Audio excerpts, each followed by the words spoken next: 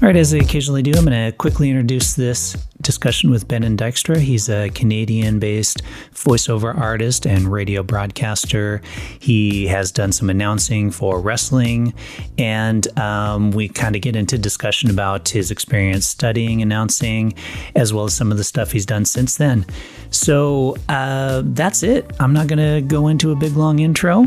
I'll just let it happen as it did when we recorded it. First, a quick break for a ad, and then into my talk with Benen Dykstra.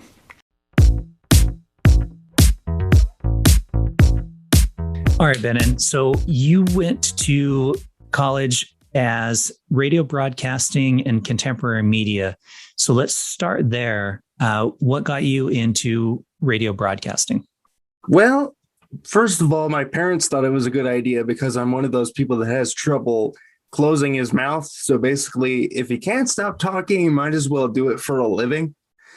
And then the second reason we went into radio was because I had fallen in love with professional wrestling as an 8-year-old in 2006. Ever since that first time I stepped out into the living room and found Friday Night SmackDown on our TV antenna. And they always would say, "Oh, I'm a broadcast journalist. I have the right to my opinion to like one guy or the other," because I have a broadcasting and journalism degree. So my 8-year-old brain thinking, "Oh, I've got to go get one of those so I can be qualified." That's not entirely the case. It's interesting that you thought that at 8, though, and kind of stuck with it ever since then. Was there ever something else that you wanted to go into? Yeah, I actually wanted to wrestle. But then I realized that even though the results of matches are predetermined, the pain and the injuries that they go through is very, very real. And I wasn't interested in doing that. Okay, nice. All right, well, let's talk about the program at Durham College as well. For like anyone who's thinking about doing radio broadcasting, what kind of stuff do they teach you? Do they teach you more just kind of how to present yourself, doing interviews? Do they teach you any of the technical side? They teach you a blend of each. Like, for instance, one of my classes that I loved the most was on-air hosting, because every day we would be given different roles because it's a class of 20 people. So we'd be divided into halves, and then each of us would be given different roles. Like, for instance, I'm on-air host this week, while everybody else come up with stories that we'll talk about, and we'll break down into 5-minute segments so that we'll have a full half-an-hour show ready to go. And then they would have basically aspects of journalism where it would be like, okay, you're going to be interviewing so-and-so. We want you to do some research, and then we want you to come up with 10 to 15 questions that we would consider gold questions, questions that would get your interviewer to think and reveal more about themselves than they've already done in previous interviews, because there's golden questions that would get them to think that they never thought of. There's silver questions that they might have previously answered, but will still get them to kind of reveal something interesting about themselves. And then there's the bronze ones that you hear about like all the time. Like, what's the title of your book? Yeah. How was it to work with so-and-so on the set, film set or that kind of stuff? Yeah. I honestly we didn't really get to interview anybody major. We would kind of we would mock interview each other. And to me, it's like, it can be nervous, the idea that if you screw up, you might destroy your own credibility. But at the same time, you have to recognize that no matter how famous you are, you're still a person. So you have to treat it get the points across that you're trying to get with whoever you're interviewing. But talk to them like they're human, because that's really what we all are.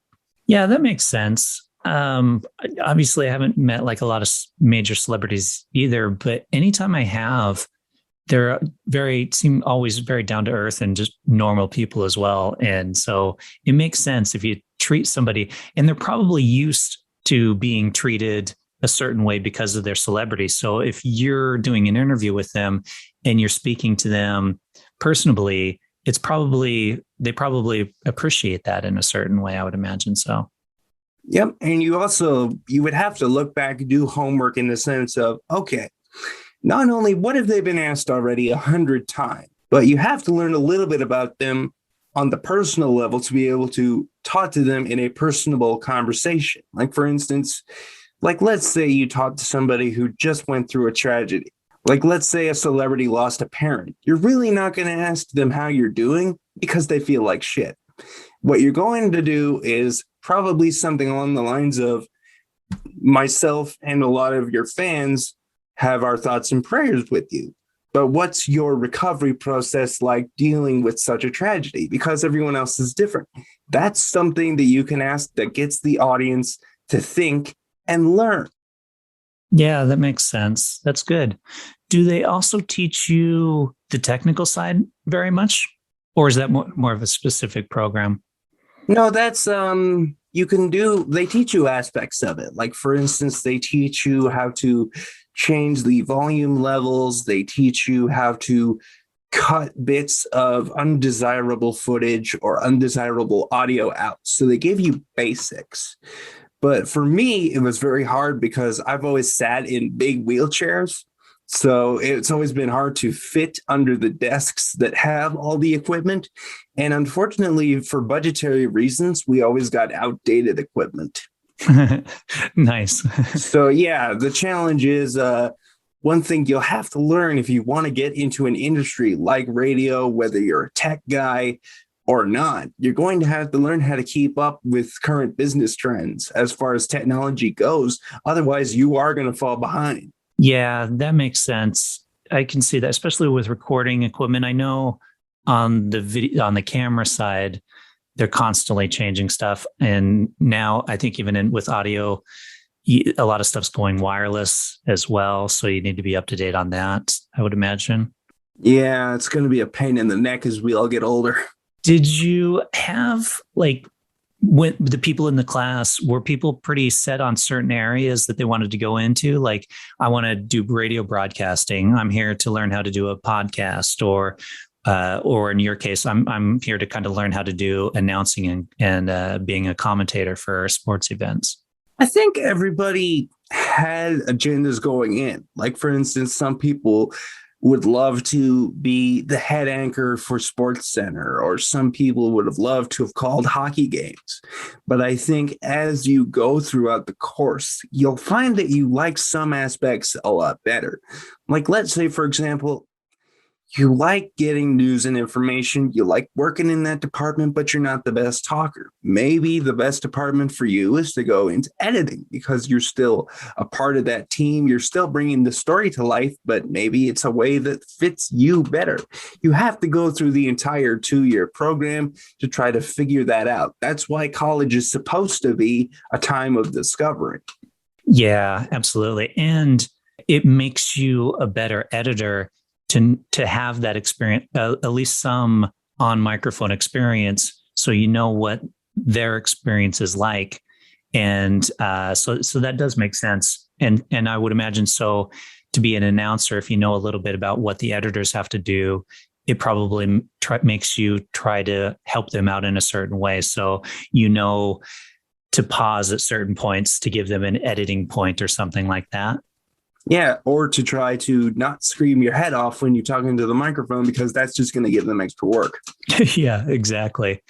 So you left school and you got a gig announcing a wrestling match. Is that correct? No, I did get the gig while I was in school. Oh, okay.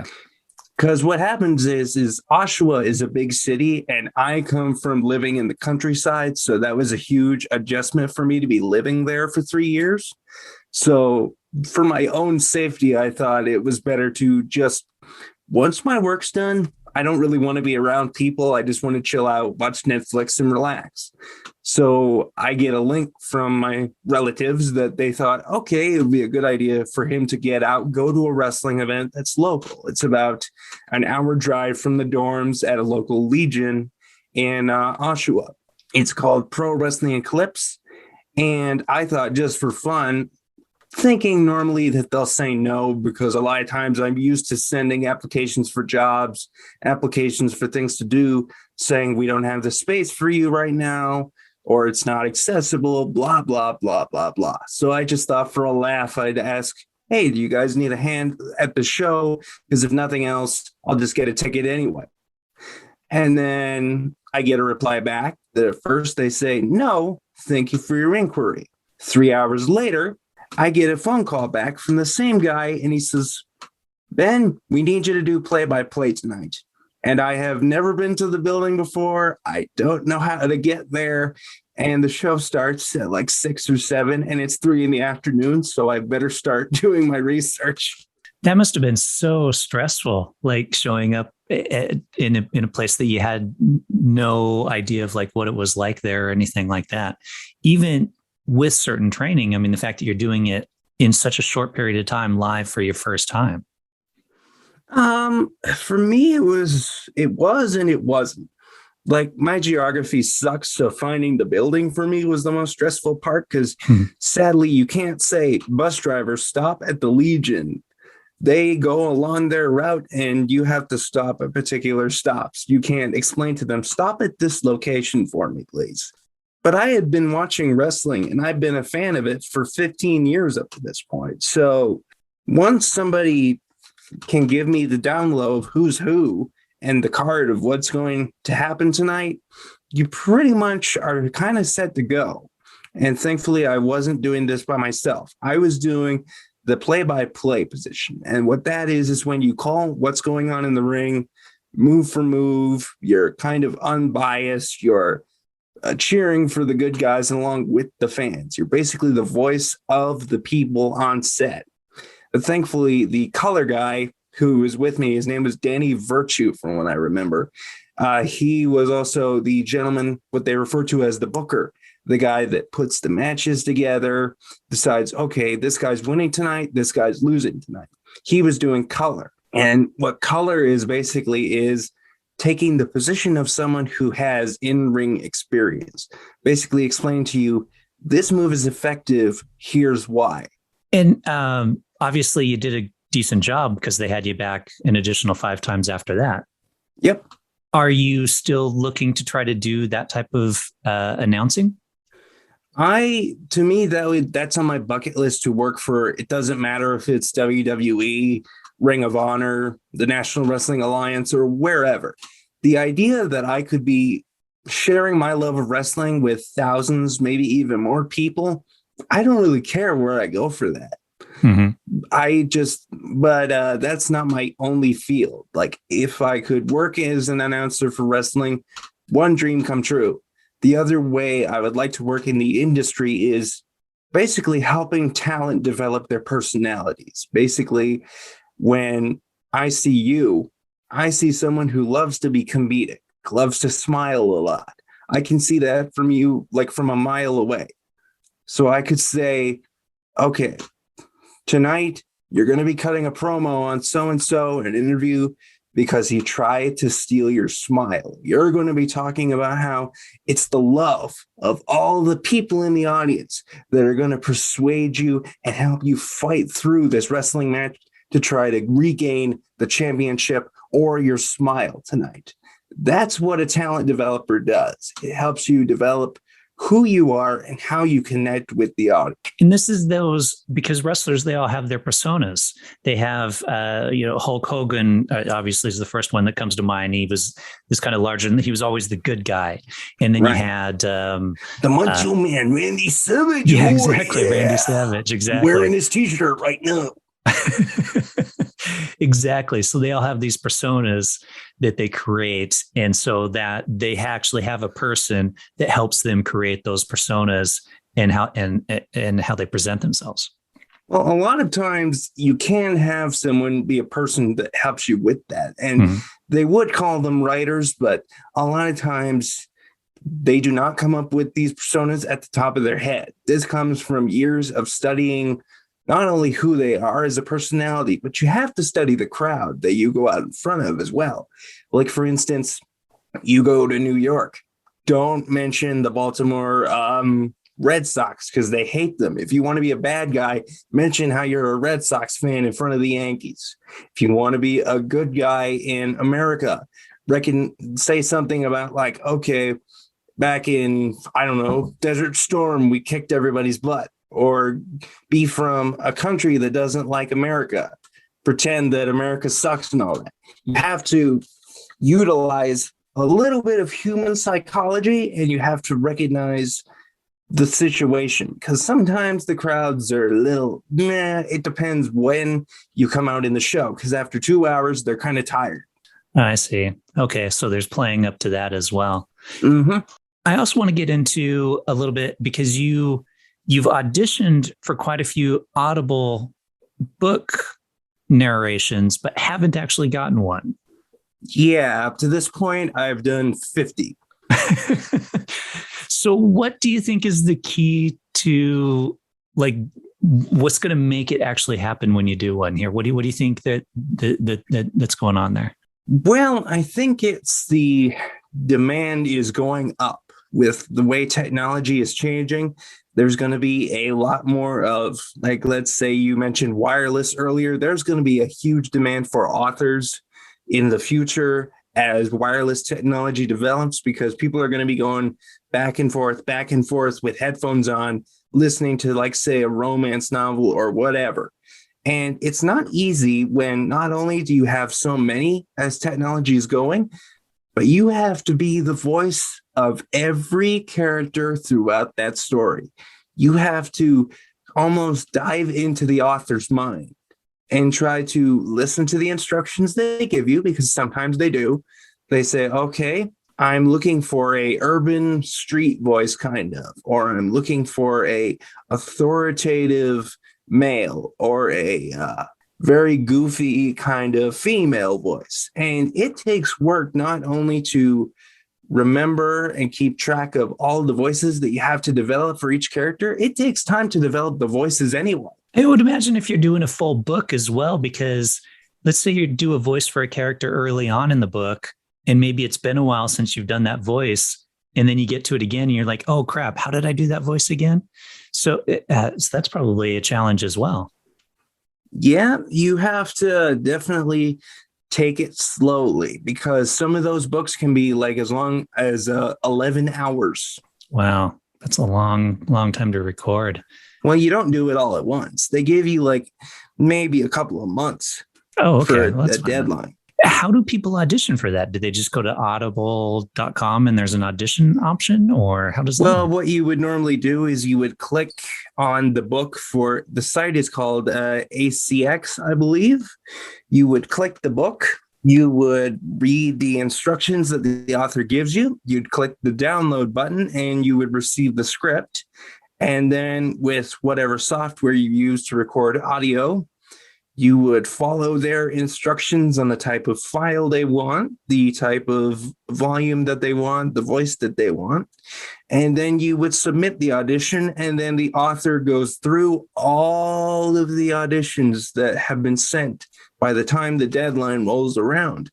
And you'll be lucky if you get that job, because I auditioned for a job and the author told me, you almost got picked, but there were 49 other people.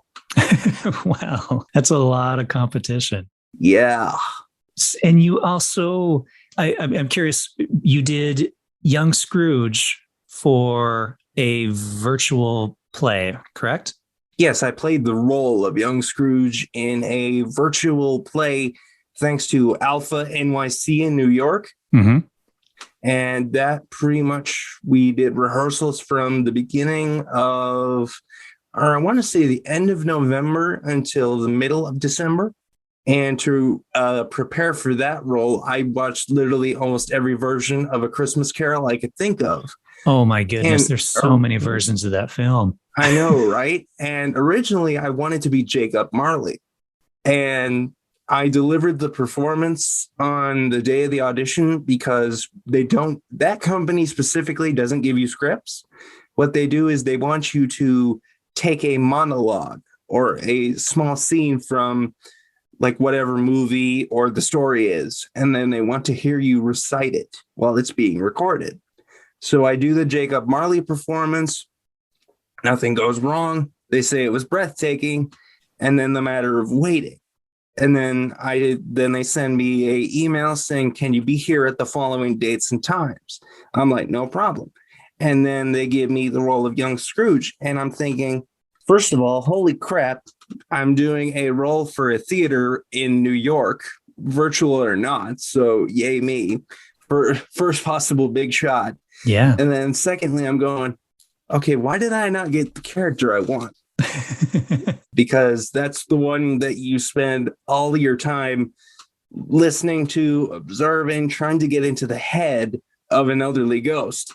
And then in my head, I'm going, don't take it personal, because that happens all the time.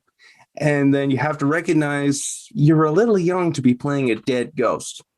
Theater, well, film, any of that kind of stuff is very much based on getting cast how you look and how you sound. But it's good that you still did it. Sometimes people are like, I didn't get the part I want, so I don't want to do it at all. But you can still have a great experience. I did a couple short films last year that I auditioned for, and I didn't get either of the roles that I auditioned for, but I still did them because it's still a worthwhile experience, I think, for people to do stuff, even if it's not the role they were after. Exactly. And for people like me with cerebral palsy, it's that much harder to get opportunities.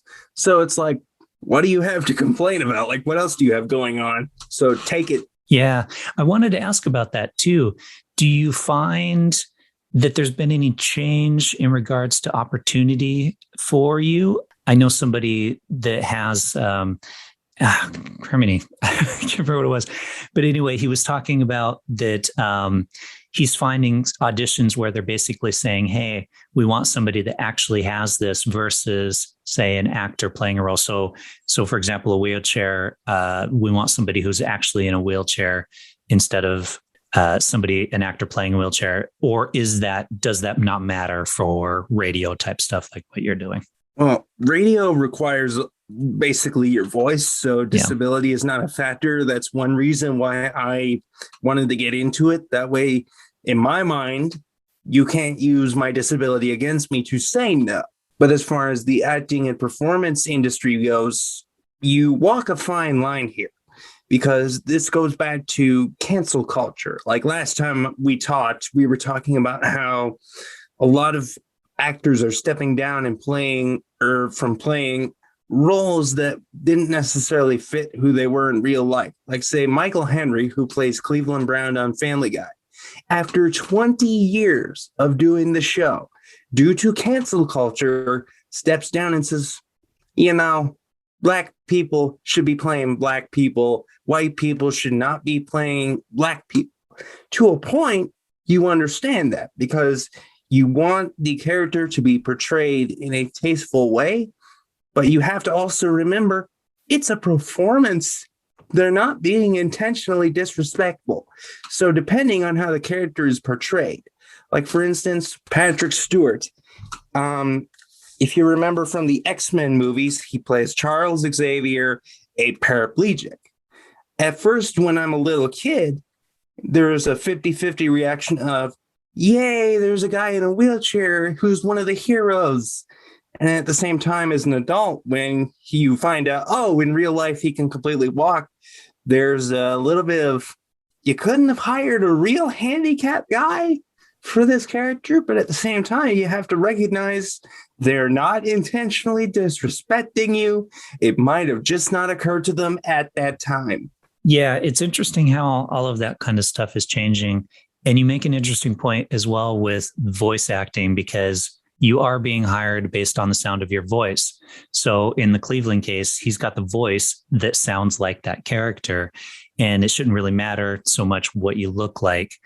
But, obviously, I think people want to make sure that there's plenty of opportunity in roles. And society is getting weirder as time goes on. Like we were watching the news yesterday and we found out that Omicron could possibly be transferred from deer. From deer? Yes, and we eat a lot of venison up here in Canada. That makes sense. Yeah, we'll have like a whole family of does just walking up to our local radio station, no problem. That's pretty cool, though. I want to ask you about Rolling Dragon Media. You got to understand that the development of Rolling Dragon Media was after years of trying to apply for things and being told, Sorry, not available. No, no, not available. So I just figured make your own brand, make yourself stand out from anybody else. So the idea of a dragon is dragons are a human creation based on an idea. And you can create a dragon from any design that you want. It could be different colors, it could be different sizes, it could have one eye, it could have six eyes. So the idea that I am creating a brand that offers my unique voiceover services, my unique audiobook narration services, is the fact that I am standing out from everybody else in my own way. So I am the rolling dragon. That's great. And it's great creating your own work. That's probably the number one piece of advice I give people that I've learned from doing this podcast is so many people I've met here, they take the time and they create their own work if they're not finding it. And they are quite often very successful at creating their own work. So that's great. And that's definitely a good way to get around of when you're hearing no a lot, when you're auditioning and trying to do stuff. Right. And a lot of people, like I won't name names, but I'm certain that a lot of people that are famous now, opportunities are handed into their lap. And what happens? They wind up miserable because they've got all this money, they've got all this time, and they're stuck typecast or stuck listening to directors and actors. But because they were handed opportunities, they're only perceived one way. So the only way to get out of it is to step away and do your own thing. That is the only way that you can really create authentic opportunities. Put the work in, do it yourself, and everything else will fall into place.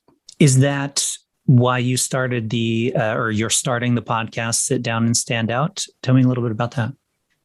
Well, spoiler alert for the title. Why don't you? Yeah. The idea of the Sit Down Stand Out show, it really came a couple of years ago.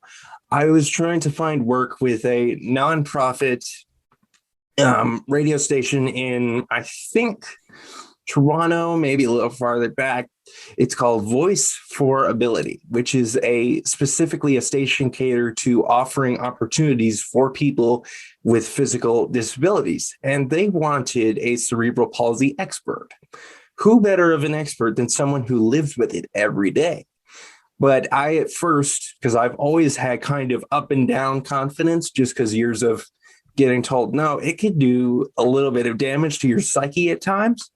So now, as time's gone on and people are craving more and more content with COVID, they're craving different stories, I thought, what about creating my own podcast where people with physical challenges, mental challenges, societal challenges, like being a minority, being a different orientation, all those things, they are held back even more thanks to COVID. So it is their time now for that 30 minutes that they're on my show to stand out from the rest, even if you have to sit down to do it. Along those lines, because you mentioned rejection a few times, like what's your method for dealing with rejection of getting over hearing no so often? Well, on a non-healthy way, you could eat for a few minutes, like you could go on and have a couple of donuts, but that only works for a little while. But one of the methods that I do is you have to reassess what happened. Like, let's say you go in for an audition, you get told, great job, but you don't get the part. Now, take a few deep breaths, recognize that you gave your best effort, and recognize that if it ended well, but you didn't get the part, there's always a chance for you to come back. And ultimately, if you keep working at it, you will find your own opportunities. Maybe not opportunities that you want right off the bat, but you'll find something. And you have to just step away from the idea that it's personal, because it's not. You have to step away from the idea that you're no good. You are good. You just have to keep telling yourself that so your inner demons don't drive you nuts. Auditions are the weirdest thing because they're looking for something very specific And if you're not that, then they'll look on to the next person. And it doesn't mean that you were bad at the audition or the role or anything else. And you might lead into something else. A couple more questions and we can wrap it up here. What's the best advice you've ever received? Well, I'll be 24 by the end of the month of January as we're recording this. But in my 24 years around this crazy blue and green marble that we call planet Earth, the best advice that I keep getting is that it's okay to move on from situations. Like, let's say you took Taekwondo, you realize after trying it for a good year and a half that you don't like it. It's okay to move on. But if you want something done, if you want to make yourself happy in this life, the only person that really stands in your way is you, because you've got a good prime piece of real estate between your ears. You just have to get off your rear end and try to figure out how to use it effectively. That's good advice. And last question, if people want to find out more about you or Rolling Dragon Media, where would they go? Well, you can go to my website, rollingdragonmedia.com. You can go to @_rollingdragon_ for Instagram. The Sit Down Standout Show podcast on Twitter, and Rolling Dragon Media on Facebook. Perfect. Well, thanks a lot for chatting with me. And I think that was really informative. So I appreciate it. Thanks for reading this diary entry of an unemployed actor. Nice. Thanks.